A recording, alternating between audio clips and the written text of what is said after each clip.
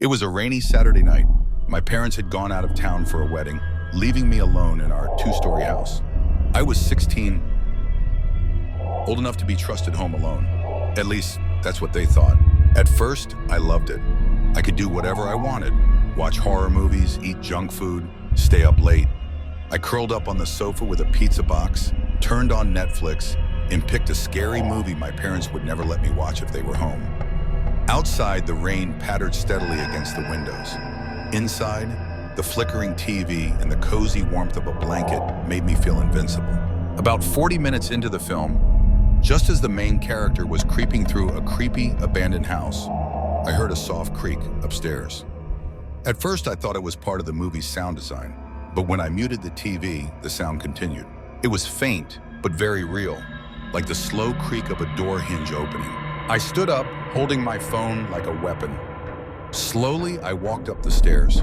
Each step seemed to echo louder than usual in the quiet house. The hallway upstairs was pitch black. I hadn't turned on any lights. Only the faint orange glow of a street lamp filtered through the frosted window at the end of the hall. My bedroom door was wide open. I froze. I was sure I'd closed it. I always did. Habit. My heart pounded. I pushed the door open farther and reached for the light switch. Nothing looked out of place. The bed was still made. My backpack sat in the same spot on the floor. But the air felt different. Heavy. Cold. Like someone had just left the room seconds before I entered. I checked under the bed. Nothing. I opened drawers, empty, as they should be. And then I saw it. My closet door. It was slightly ajar, just enough for someone to be standing behind it, peeking out. My breath caught in my throat. I crept closer, every instinct in my body screaming for me to run. My fingers wrapped around the handle. My phone buzzed. It was a message from my mom. "Everything okay, sweetie? We're heading back tomorrow morning." I stared at the screen, trying to steady my hands. I replied quickly, "Yeah, all good." When I looked up, the closet door hadn't moved. But that feeling, that presence, was still there, like eyes watching me from just beyond the crack. I yanked the door open. Nothing. Just my clothes, neatly hung, and a pile of shoes on the floor. I let out a shaky laugh. "Get it together," I whispered. I closed the closet, turned all the lights on in my room, and went back downstairs. But I couldn't shake that feeling. That night, I tried to relax. I put on a different show, something light, a comedy, but my eyes kept drifting to the staircase. And then another sound, louder this time, a thump, like a door slamming shut. I jumped to my feet, grabbed my phone again, and turned on the flashlight. Upstairs again. Everything in me said not to go, but curiosity and fear won. I crept up. My bedroom light was still on, but the closet door, now wide open. No breeze, no draft. I live in a newer house with sealed windows. There was no reason for it to have opened. I stepped inside the room slowly, shining the flashlight into the closet. I even stepped inside, checking every corner. Nothing. But when I turned around to leave, I heard it. Breathing, right behind me. I spun around, still nothing. But I know I heard it. It was low, raspy, human. I backed out of the closet slowly, heart racing. I slammed the door shut, and this time locked it. Yes, my closet had a little latch. I used it. I turned on every light upstairs and went back down. I lay on the couch, wrapped in a blanket, eyes on the stairs. I didn't sleep. Every so often, I'd hear the softest creaks, like someone shifting their weight on the floorboards, or a quiet thump, like a shoe being dropped. Then just after 3 a.m., I heard something that made my blood run cold. Laughter, soft, childlike, echoing faintly from upstairs. And then words, whispered. "I see you." I froze. I wanted to scream, to run outside into the storm and never look back. But something in me needed to know, needed to confirm that this wasn't all in my head. I climbed the stairs one more time. The hallway was colder now, noticeably. My breath fogged in the air even though the heating system was on. My room door was shut now, fully shut, and a sticky note was pressed to the center, in handwriting that almost looked like mine. "Knock first." I didn't. I turned around and went back down the stairs, this time locking myself in the bathroom. I stayed there until morning light filtered through the window. The sun came up, dull and gray behind the heavy clouds. I didn't come out of the bathroom until I heard birds chirping and the sound of a delivery truck driving past. Everything was quiet, the kind of quiet that made me doubt everything that happened the night before. Had I imagined it? The voices, the laughter, the note on the door. I stepped cautiously into the hallway. My bedroom door was open again. No sticky note in sight.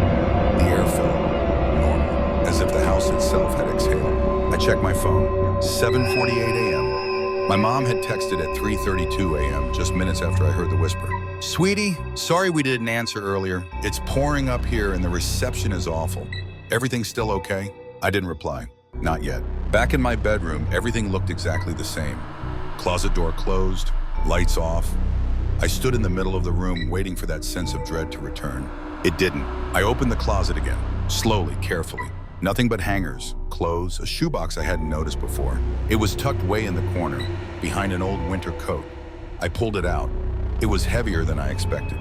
Inside were old toys, wooden blocks, a yo-yo, a small stuffed bear missing an eye. None of them were mine. None of them looked familiar. And at the very bottom, a folded piece of paper. I unfolded it slowly. The handwriting was messy, almost childlike. It said, "He likes the dark. He hides when you look. Don't look too long." I dropped the paper, heart pounding again. I stood back against the wall, eyes darting around the room. Everything seemed the same, but now I noticed a small vent above the closet. It looked old, maybe from when the house was first built. A crawl space? I fetched a chair and climbed up. The metal grate came off easily. Inside was pitch black. I held my phone up with the flashlight on and pointed it into the dark. For a second, I saw nothing. Then eyes, two small, pale circles, and a hand, long, bony fingers wrapped around the wooden frame. They vanished the second the light hit them. Gone. I almost fell off the chair. I ran downstairs again, this time not stopping until I was outside, barefoot in the wet grass. I stood in the backyard, gasping for air, watching the windows of my own house like it was a stranger's. I called my mom. She didn't pick up. I called again. Voicemail. I texted her. "I need you home. Something is in the house. I'm not alone." She didn't reply for 20 minutes.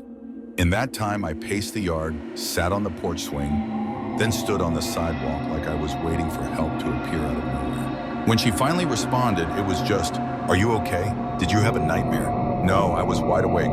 Back inside, everything was exactly as I'd left it, except for one thing. The shoebox. It was back in the closet, sealed, like I'd never touched it. I didn't go near it. I didn't open it again. That night, I slept downstairs again. Lights on, phone charging, pepper spray beside me. At 1:17 a.m., I woke to a faint creaking upstairs. And then something worse. Footsteps, soft, measured, deliberate. Coming down the stairs, I held my breath. The sound stopped at the bottom of the stairs. I peeked out from the blanket, heart hammering. There was no one there, but the closet door upstairs, wide open again. And at the top of the stairs, just barely visible in the dim light, was a shape. Not a full figure, just something. A face, watching me. Then it moved, back into the dark. I didn't sleep after that. In the morning, I found a new sticky note on the fridge. "He's waiting for you to open the door." I didn't write it. No one else had been inside. The windows were still locked. The doors still chained. I stayed with a friend for the rest of the weekend. But even there, I didn't feel safe. Because in their guest room, as I lay staring at the ceiling, I noticed something. The closet, it was slightly open, and I could swear I saw something move. I shut my eyes tight and forced myself to count slowly in my head. "And to who?" I opened them again. The closet was still ajar, still dark. But now I couldn't tell if it had always been that wide or if something had nudged it open while I blinked. My friend Liam was asleep in the room next door. I didn't want to wake him. He'd laugh it off, or worse, think I was losing it. But I couldn't stay there, not with the closet door like that. I grabbed my phone, turned on the flashlight, and slowly slid out of bed. The floorboards creaked beneath me, but I didn't stop. I crossed the room, stopped in front of the closet, and pressed my hand against the wood. It was cold, too cold. I pushed the door open.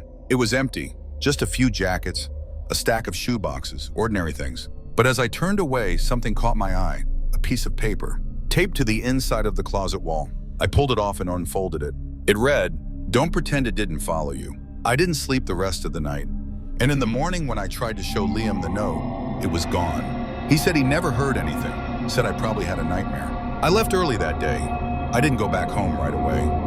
I wandered around town, sat in a library for hours, just to avoid going back to the house. When I finally did get home, the front door was unlocked. My parents were supposed to be back. Their car wasn't in the driveway. Inside, the house was silent, and every closet door was wide open. Every closet door was wide open. Not just mine, not just the hallway one, every single one.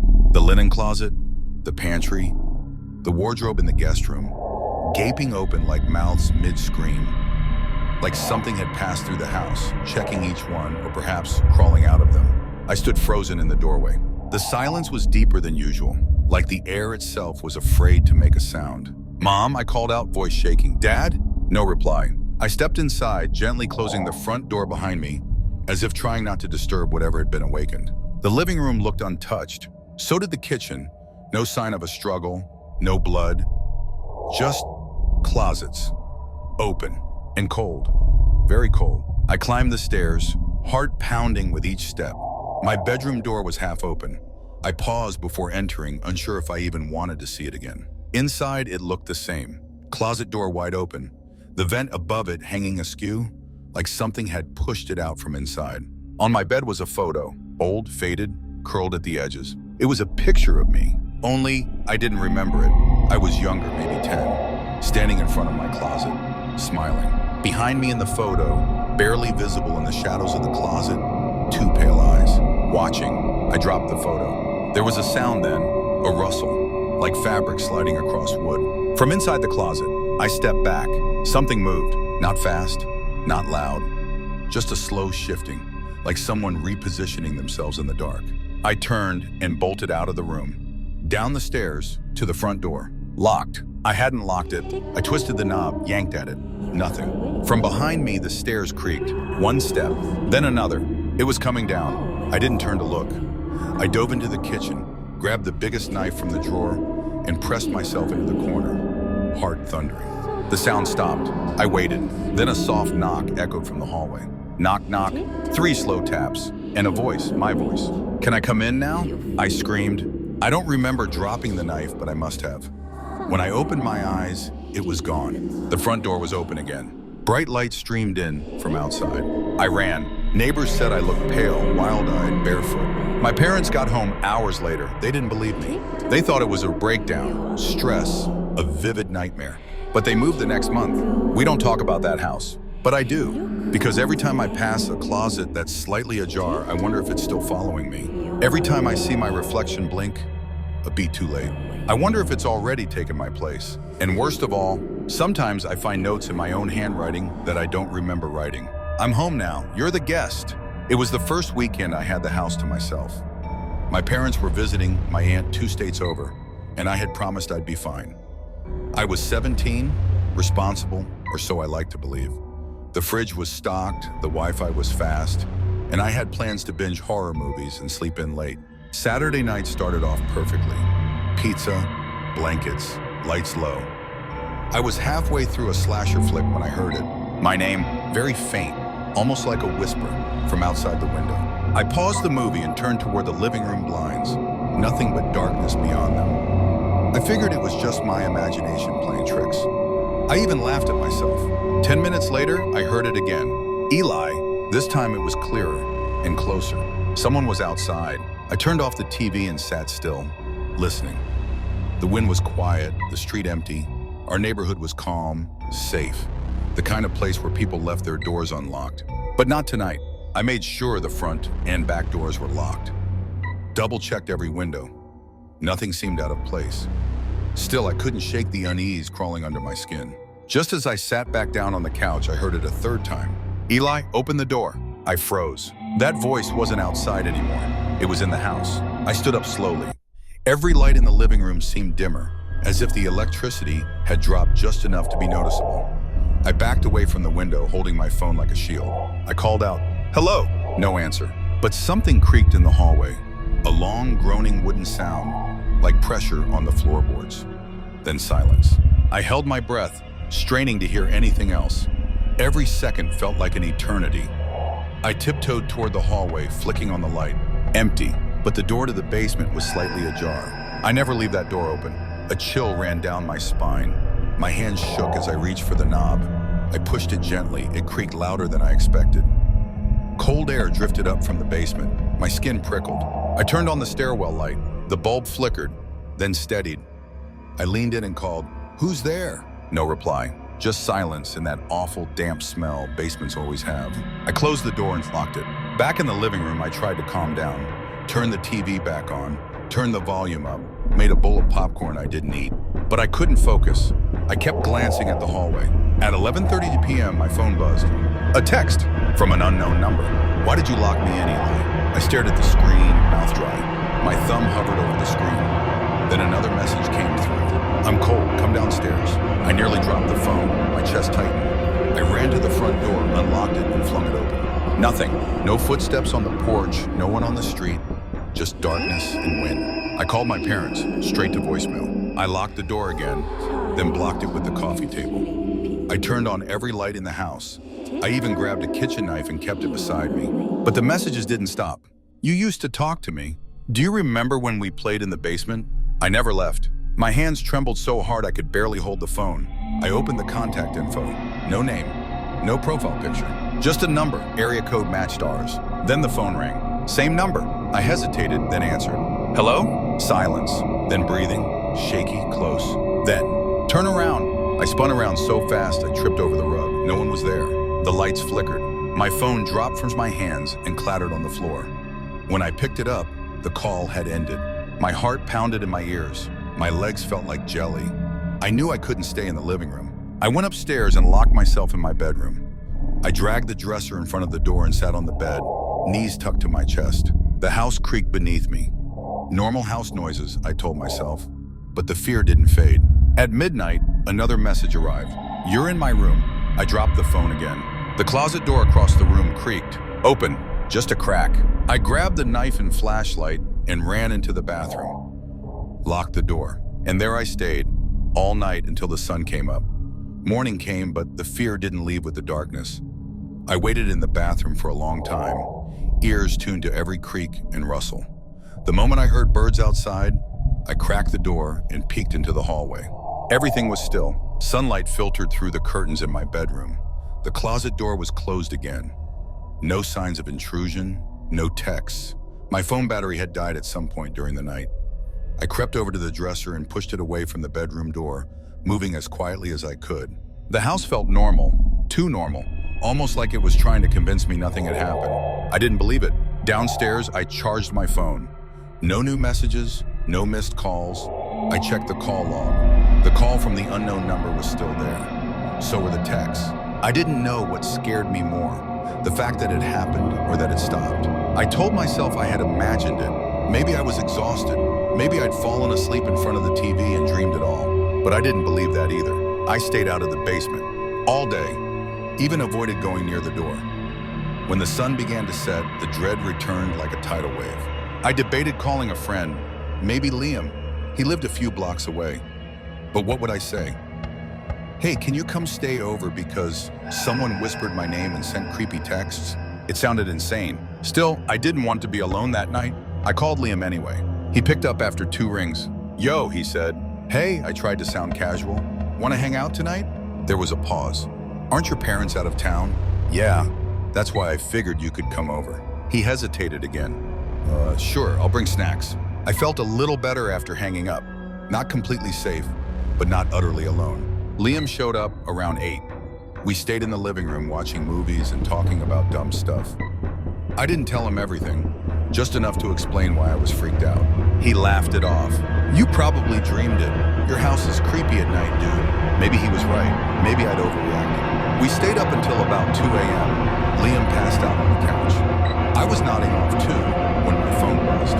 Another text from the same number. "I don't like him here." I looked around the room. Liam was asleep, snoring lightly. The message came again. "He needs to leave." My hands shook as I typed, "Who are you?"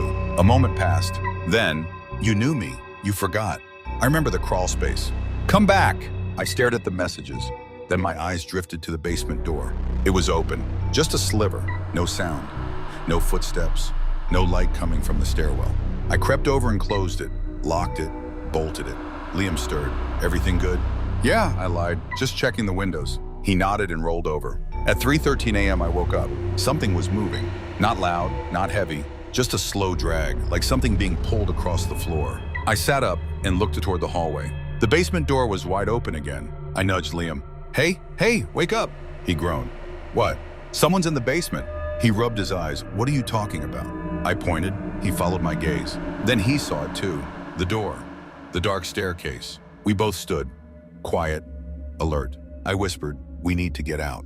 As we reached the front door, it slammed shut. "Locked." Liam pulled at the handle. "What the hell?" We turned around and heard it. A voice from the basement. "Eli, come back. You forgot me." Liam looked at me wide-eyed. "What the hell is that?" I couldn't speak. The voice wasn't angry. It was sad, like a child, and familiar. I remembered something, a flash, a buried memory. The crawl space in the basement, a game I played when I was 6. "Hide and seek," I whispered. "What?" Liam asked. "I used to play hide and seek with someone in the crawl space. I thought it was pretend." The voice spoke again. "You left me there. I waited so long." Then the lights went out. Darkness swallowed everything. And from behind us, footsteps. I wanted to run, but my legs wouldn't move. The sound of footsteps, soft, slow, deliberate, grew closer. Liam gripped my arm tightly. I could feel his breath trembling next to me in the dark. We needed light. I fumbled for my phone and turned on the flashlight. The beam shook violently in my hand as I aimed it toward the hallway. No one. But the basement door was now open wide. And at the top of the stairs, something had been placed. A stuffed bear. Old, ragged, missing one button eye. My chest tightened. "I remember that bear," I whispered. Liam glanced at me. "What do you mean?" "I had it when I was a kid. I lost it years ago. I thought my mom threw it out." The voice came again, from below. "I kept it. I kept everything. Come see." I didn't want to go down there, but something inside me, some strange mix of guilt and fear, pulled me toward it, like part of me knew I had to. Liam tried to stop me. "Don't go down there, man. This is insane." But I moved forward, past the bear, down the stairs. Each step creaked like a warning. At the bottom, the basement was colder than I remembered. Dust hung in the air. Cobwebs clung to the corners. I swept my flashlight across the space, breathing shallow. The crawl space door stood open. Inside, everything from my childhood was there. Drawings, toys, a cracked nightlight, things I hadn't seen in a decade. And in the center, crouched in the dark, was a figure. Small, thin, childlike. It didn't move as I stepped closer. My light flickered and I saw its face. It was me, or at least it looked like me. A younger version, pale and wide-eyed, dirty, hollow. "Eli," it whispered, "why did you stop playing?" I couldn't speak. It crawled toward me. "You promised you'd come back." Behind me, Liam shouted, "We're getting out of here." The figure's head snapped toward the voice and it hissed, sharp, unnatural. I ran. We bolted up the stairs, the thing shrieking behind us. As we reached the front door, it flew open on its own. We didn't stop running until we were blocks away. When I looked back, the house sat quiet, calm, as if nothing had happened. My parents never believed me. Liam never talked about it again. We moved months later. I never went back.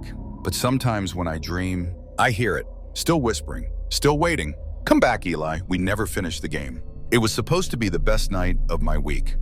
My parents were out of town until Sunday, and I had the whole house to myself. No siblings, no noise, just me, junk food, and total freedom. I had grand plans: stay up till 3 a.m., binge horror movies, and eat an embarrassing amount of microwave pizza. Around 11 p.m., I was flicking through TV channels. Not streaming, not YouTube, just old school cable. I don't know why. Maybe it was nostalgia. There's something comforting about channel surfing when the world outside feels asleep. And then I hit channel 3, static. It looked like the standard white snow fuzz you'd get when a channel had no signal. I was about to skip it when something flickered. A movement, a blur in the noise. Then a face, just for a second, pale, eyes wide, watching me. Then it vanished back into the static. I blinked. Maybe it was just my imagination. Maybe my brain was playing tricks on me. That's what I told myself. But I couldn't stop staring at the screen. I switched to channel 4, infomercial. Back to channel 3. Nothing, just static. I was about to shrug it off when my phone buzzed. Unknown number. "Why did you look away?" My stomach dropped. I dropped the phone onto the couch and stared at the screen. The static buzzed louder, sharper, almost like it was pulsing. I turned off the TV.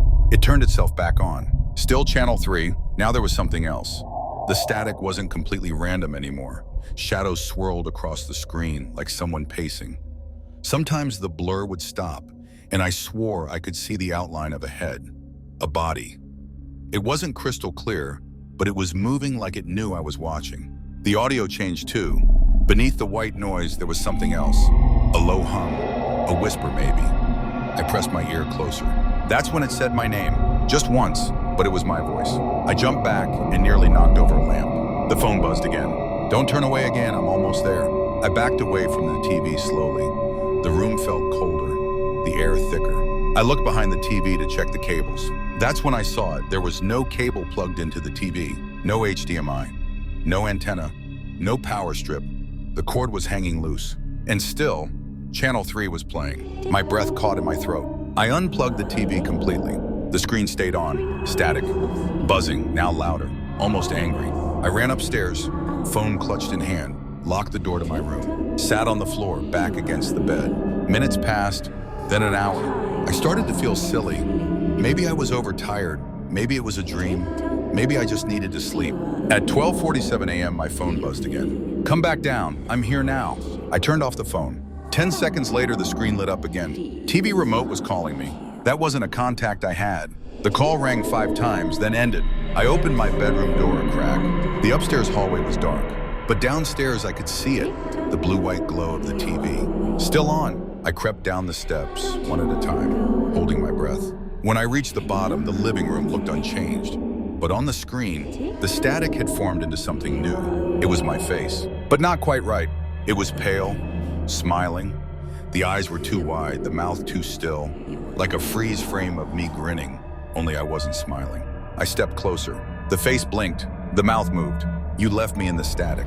I bolted back upstairs, slammed the door, and pushed my dresser in front of it. The TV turned off, then on again. Even from upstairs, I could hear it buzzing, louder, closer.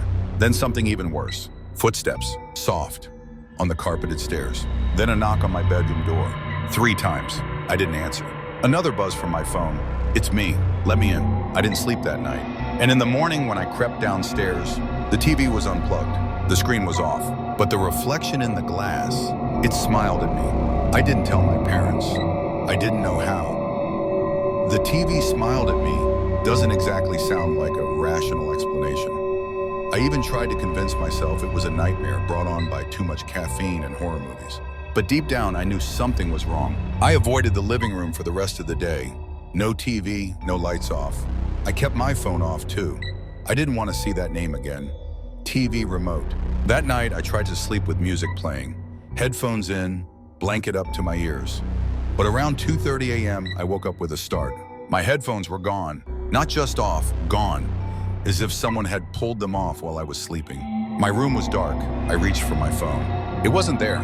Instead, I saw a faint glow under the door. Blue light. I knew that color. The TV. I tiptoed to the door, pressed my ear against it. No sound, no footsteps, no static. I opened the door. The hallway was empty, but the light was real. Coming from downstairs. Channel 3. Still playing. I crept down the stairs, heart pounding in my chest. The living room felt colder. The glow from the screen cast harsh shadows on the walls. When I reached the bottom, I saw the TV had changed again. It was still static, but now it was showing me, sleeping, footage from moments ago. Only, I wasn't alone. A tall figure stood beside my bed, motionless, watching me. I gasped. The figure turned slowly on the screen toward the camera, then looked directly at me. My phone buzzed. It was back on the coffee table. You see me now. Then the lights flickered. The image on the TV glitched, then twisted, like tape being eaten by an old VCR. I reached for the remote. There was no remote. Then behind me, I heard the sound. Footsteps, fast, across the floor. I turned, but nothing was there. The TV screen went black, then lit up again. Recording in the upper corner, and it was showing me standing in the living room, terrified. I wasn't just being watched anymore. I was being recorded. By the time I turned to run, the front door slammed shut. The screen on the TV flickered and glitched again. And then the voice came back. Let me wear you. I didn't know what it meant. I didn't want to know. I ran back upstairs. But this time the TV didn't stay in the living room. When I reached my room, the blue glow was already inside. The screen was on my bedroom wall. No cords, no projector, just light. And it was showing the hallway outside my room. Then it showed the inside of my closet. Then under the bed, then nothing, just blackness. Then my face. Smiling, I turned around. The TV screen was gone, but the light was still glowing behind me. I looked into the mirror on my dresser. and saw me standing behind myself. Only I wasn't moving. The reflection raised its hand. I didn't. It waved, then stepped forward. Through the glass, I stumbled back and hit the dresser. My breath caught in my throat as the thing stood just a foot away. It looked like me, but everything was wrong. The smile too wide, the eyes too dull, skin too pale, almost gray. It tilted its head. "You left me in the dark," it said. But I remembered. I watched. I learned. I reached for something, anything, but my room felt alien now. Like I was inside a dream I couldn't wake from. The thing stepped closer. "This world has light, warmth, faces. I want them. I want to feel real." My body was frozen. I couldn't move. The thing reached out with one hand, identical to mine, and pressed it against my chest. Cold, so cold I felt my bones ache. And then heat, a sudden surge like something was being pulled out of me. My vision blurred. My knees buckled. I collapsed to the floor, gasping. The last thing I saw before blacking out was the thing turning toward the mirror and walking into it. I woke up on the carpet sometime later. The blue light was gone. The room was quiet. The mirror was cracked. My body ached all over, but when I stood up and looked at my reflection, something was wrong. I looked the same, but I didn't feel the same. I blinked, and my reflection didn't. I smiled, and it was just a second too late. I don't know if I'm still me. Sometimes I dream in static. Sometimes I wake up and my hands are doing things I don't remember deciding. And at night, I hear whispers from inside the TV. Even when it's off, "You're doing great," almost like the real thing. And then softly, "Let's find someone else to wear." 3 days have passed. At least, I think it's been 3. Time has felt strange since that night. I go through the motions. I eat, sleep, talk to people, but nothing feels right. It's like I'm inside a costume of myself, a puppet operating from memory. Every reflection I catch shows me, but slightly off. A delay in my blink, a twitch in the smile. I even recorded myself on my phone once, watched the video back, and in the background on the TV, even though it was off, I saw the static. Moving, smiling. The voice comes more frequently now, not from the TV, but from other screens. My phone, the microwave's digital clock. Once, even my smartwatch. Almost perfect. They still believe you're real. I stopped going to school. I stopped calling friends. I told my parents I had the flu. I couldn't keep pretending, because now sometimes I wake up and I'm not where I fell asleep. And I find notes, scribbled in handwriting just like mine, that say, "Don't resist, you agreed." But I don't remember agreeing to anything. Last night I had a dream. I was standing in a studio, all white walls, a camera aimed at me, a single spotlight. The director's voice called out from the shadows. "Take 7, this time more human." I looked into the camera and saw myself staring back, not through a lens, through a mirror. Then I woke up to find the TV on again, unplugged, channel 3, static pulsing like a heartbeat. And I saw a crowd in the static, dozens of faces, all me. Some were smiling, some were crying, some were screaming silently, fists banging against invisible glass. And one stepped forward. "This is the last transfer," it said. "You're the anchor." I tried to turn the TV off. It didn't respond. I tried to unplug it, only to find it had no cord anymore. The screen brightened, not with static, but with clarity. It was my living room, live, except I wasn't in it. Something else was. Someone in my body. Sitting, smiling, blinking perfectly. I screamed, and the thing on screen tilted its head. "They won't miss you." I ran, out of the house, into the street, barefoot. Neighbors looked at me strangely. I babbled nonsense. I told them my TV was haunted, that someone stole my reflection. They called my parents. Now I'm writing this from a quiet room with white walls. No windows, no mirrors. But still, in the corner, there's a TV. And even though the staff says it's broken, every night at 3 a.m. it turns on. To channel 3. To me, screaming, trying to get out. So if you're reading this, if you ever see static flicker longer than it should, if your reflection lingers just a second too long, don't answer the screen, don't blink, don't smile. And whatever you do, don't tune in to channel 3.